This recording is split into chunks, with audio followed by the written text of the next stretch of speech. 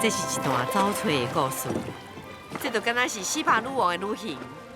阁有人类对互相连结的愿望。我对遥远的印尼边达群岛展开这段旅程，遐因过是地球顶唯一有神奇热度库的所在。哪异形走出来？经过传说中的让吉巴岛，这互我感动到哭啊！不过我要先来去印度南部的神秘之地，找找香料、大地甲人类安怎对时间的脚步互相交流。哇哦！